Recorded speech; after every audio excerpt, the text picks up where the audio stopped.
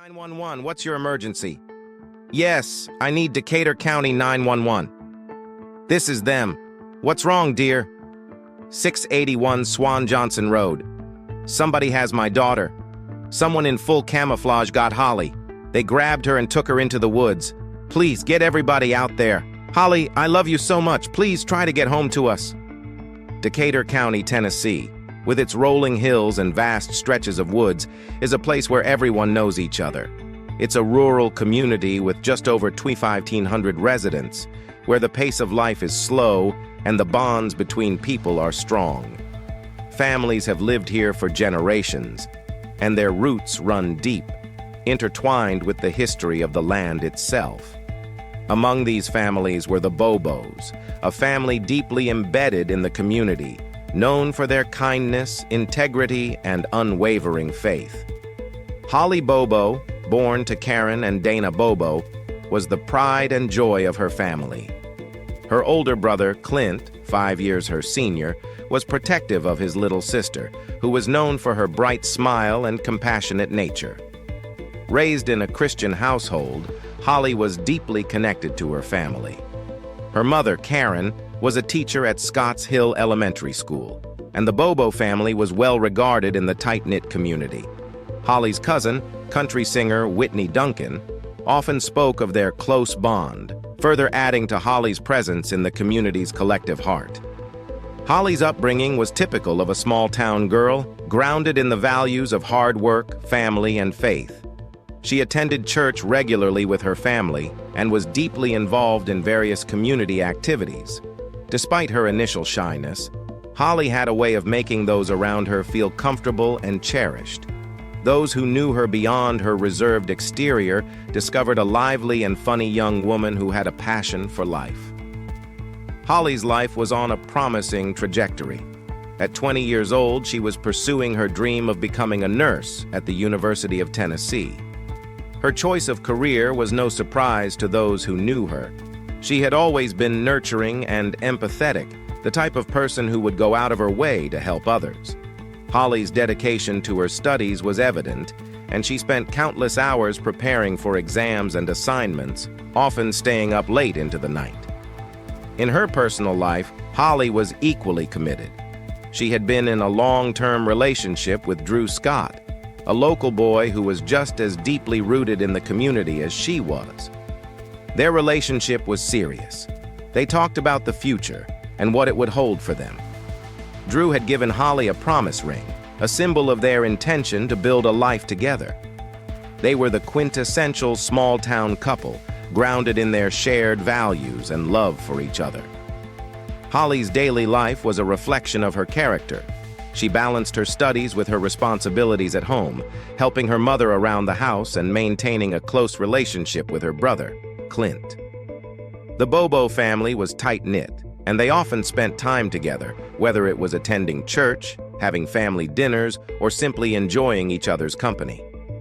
Holly's connection to her mother was especially strong, with the two sharing a bond that went beyond the typical mother-daughter relationship. Part 2. The Fateful Morning. April 13, 2011, started like any other day in the Bobo household. Holly was up early, as she often was, preparing for an important exam scheduled for 8 a.m. She had been studying late into the night, her textbooks spread out across the kitchen table, her mind focused on the material she needed to master. The quiet of the early morning hours was only interrupted by the sounds of Holly's movements as she gathered her things, readying herself for the day ahead. Karen, who had always been an early riser, had packed Holly's lunch before heading off to work. It was a routine they had fallen into over the years, a small act of care that Karen performed without fail. Before leaving, Karen kissed Holly on the forehead, a gesture of love and support. "I love you," Karen said, as she did every morning. Holly smiled back, her eyes reflecting the deep bond they shared. "I love you too, Mom." By 7:30 a.m., Holly's day was already in full swing. Her boyfriend, Drew, called her while he was out turkey hunting on Holly's grandmother's land, a common pastime in this part of Tennessee. Their conversation was brief, a check-in before Holly continued her preparations for the day. She gathered her books, slipped on her jacket, and headed out to the carport, ready to drive to school. The sun was just beginning to rise, casting a soft light over the rural landscape. Around 7:45 a.m., a neighbor, James Barnes, heard an argument coming from the direction of the Bobo household. It wasn't unusual for sounds to carry through the woods, but the tone of this argument caught James's attention. He heard a woman's voice, sharp and insistent, telling someone to stop. The urgency in the voice made him pause. He peered out into the woods, trying to catch a glimpse of what was happening, but the thick trees obscured his view. A moment later, a chilling scream pierced the air, sending a shiver down James's spine.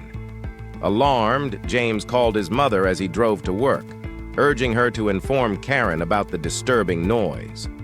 Meanwhile, in the Bobo household, the family dog was barking incessantly, a sound that eventually roused Clint from his sleep. Clint, groggy and disoriented, heard unfamiliar voices filled with tension.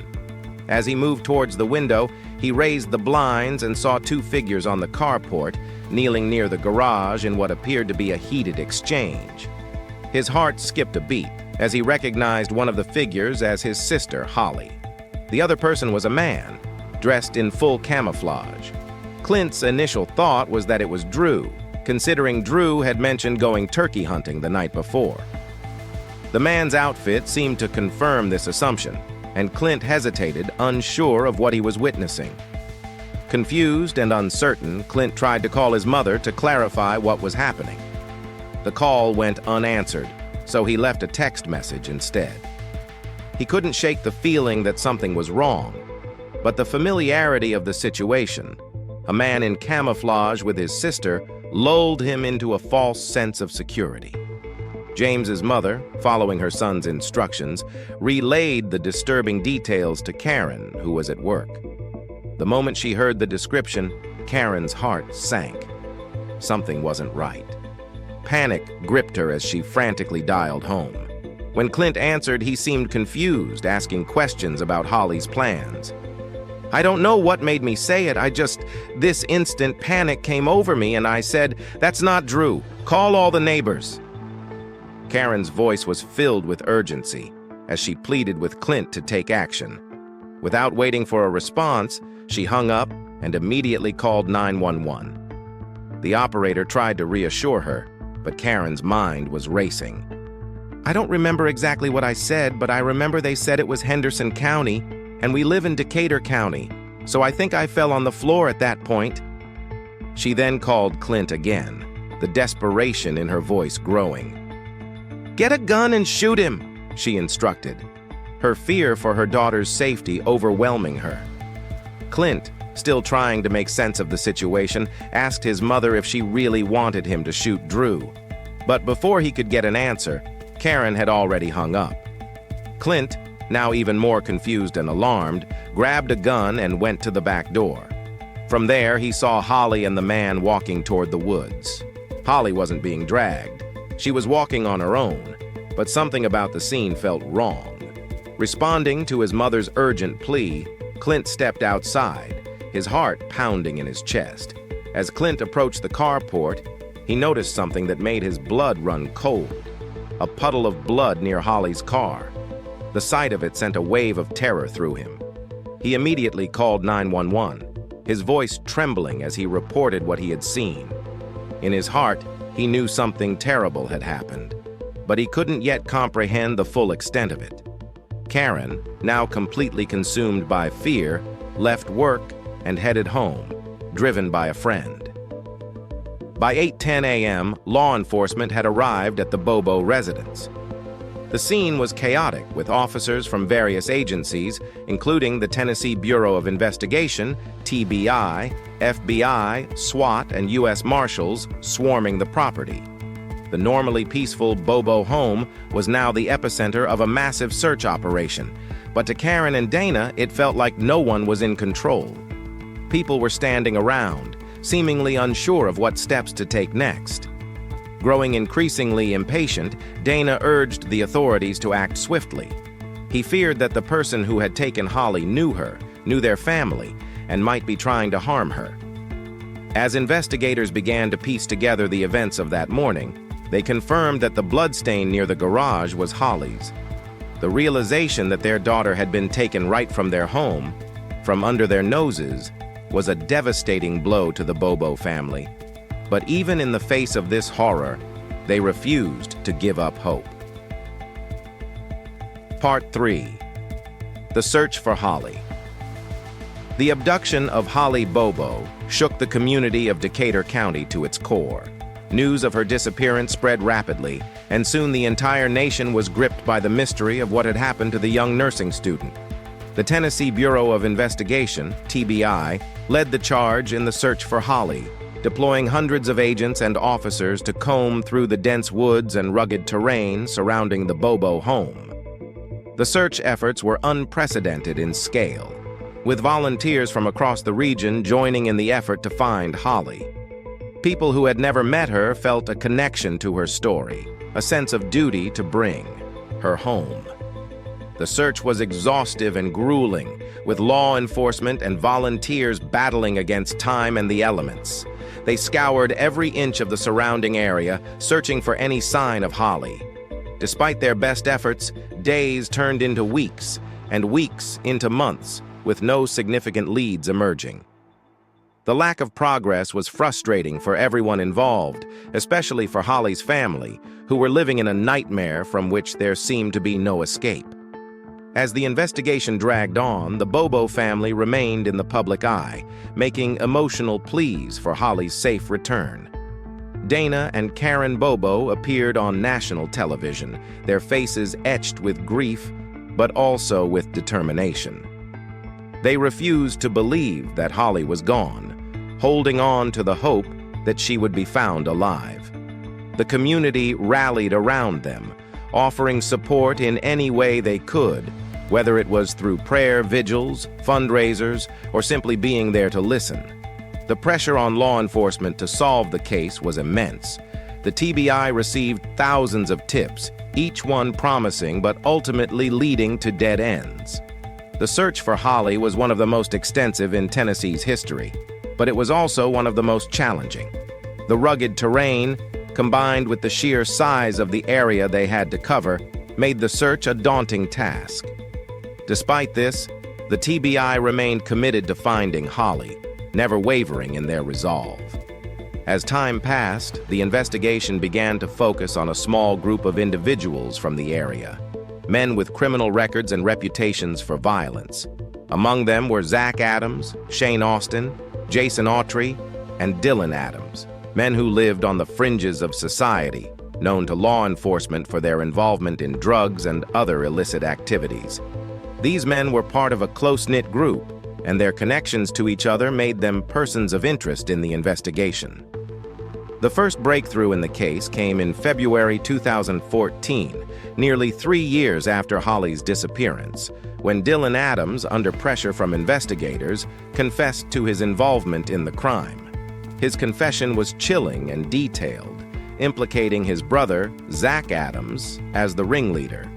According to Dylan, Zach had abducted Holly with the intention of raping her and then killing her to cover up the crime.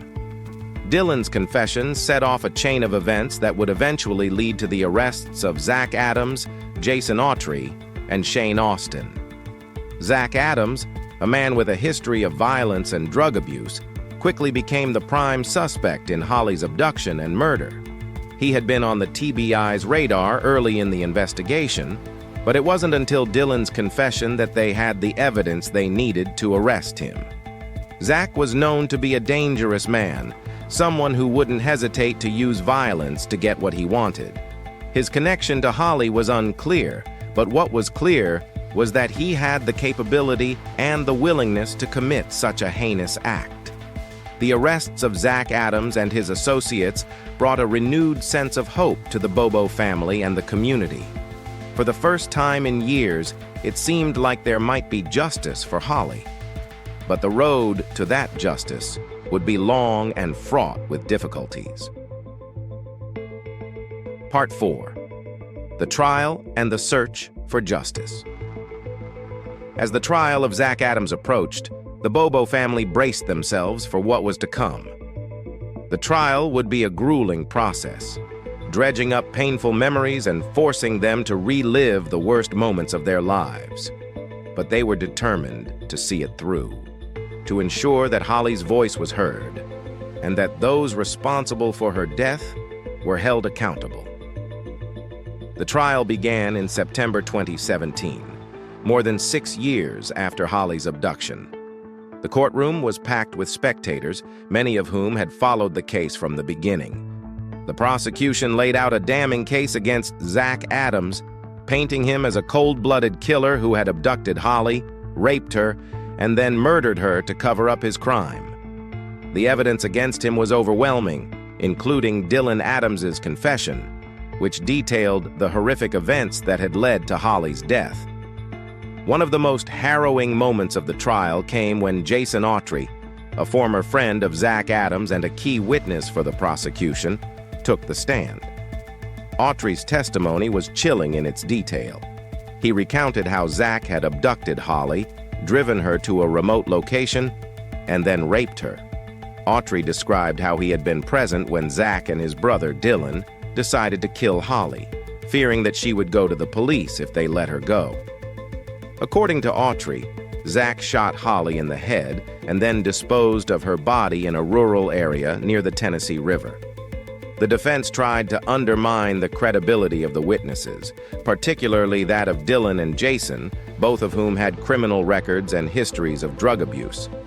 They argued that the prosecution's case was based on the testimony of unreliable witnesses who were trying to save themselves by implicating Zach.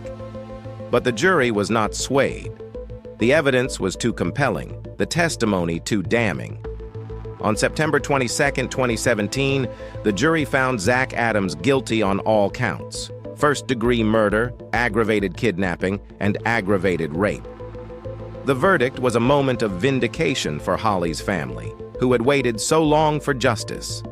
Zach Adams was sentenced to life in prison without the possibility of parole, plus an additional 50 years for the other charges. For the Bobo family, it was a bittersweet moment. While they were relieved that justice had been served, they knew that nothing could bring Holly back. The trial also brought to light the failings of the initial investigation, particularly the mishandling of evidence and the slow response by law enforcement in the crucial early hours after Holly's abduction. These issues were a source of frustration and anger for the Bobo family, who felt that more could have been done to find Holly sooner. Despite these challenges, the Bobo family remained steadfast in their faith and their belief that Holly was now in a better place. They continued to honor her memory through the Holly Bobo Memorial Scholarship, which was established to support nursing students at the University of Tennessee at Martin. The scholarship was a way to keep Holly's dream alive, to ensure that her legacy would continue to inspire others. The case of Holly Bobo left an indelible mark on Decatur County and on the nation. It was a reminder of the dangers that can lurk even in the most peaceful of communities, and of the importance of never giving up in the search for justice. For the Bobo family, the pain of losing Holly would never fully heal. But they took comfort in knowing that those responsible for her death were behind bars, and that Holly's story had not been forgotten. Part 5. Aftermath and Reflection. In the years following the trial, the community of Decatur County slowly began to heal. The Bobo family remained active in the community, continuing their work to honor Holly's memory. The scholarship in Holly's name helped numerous students pursue their dreams of becoming nurses, a fitting tribute to the young woman who had so selflessly wanted to help others. The case also had a lasting impact on law enforcement in Tennessee. The TBI and other agencies involved in the investigation learned valuable lessons from the mistakes made during the search for Holly. New protocols were put in place to ensure that future investigations would be handled more efficiently, with a focus on swift action in the critical hours following a disappearance. For the people of Decatur County, the memory of Holly Bobo remains ever present. Her story serves as a cautionary tale, a reminder of the fragility of life and the importance of community. The annual Holly Bobo 5K run, which raises funds for the scholarship in her name, continues to draw participants from all over, each person running in memory of the girl who was taken too soon. As time goes on, the pain of Holly's loss may never fully fade, but her legacy endures. Through the scholarship, the community events, and the memories shared by those who knew her, Holly Bobo's spirit lives on. She is remembered not for the way she was taken, but for the way she lived, kind, compassionate, and full of life. The search for Holly Bobo, her family's unwavering determination, and the eventual trial that brought her killer to justice are a testament to the strength of the human spirit. It is a story of tragedy and loss, but also one of hope, resilience, and the power of a community to come together in the face of unimaginable darkness.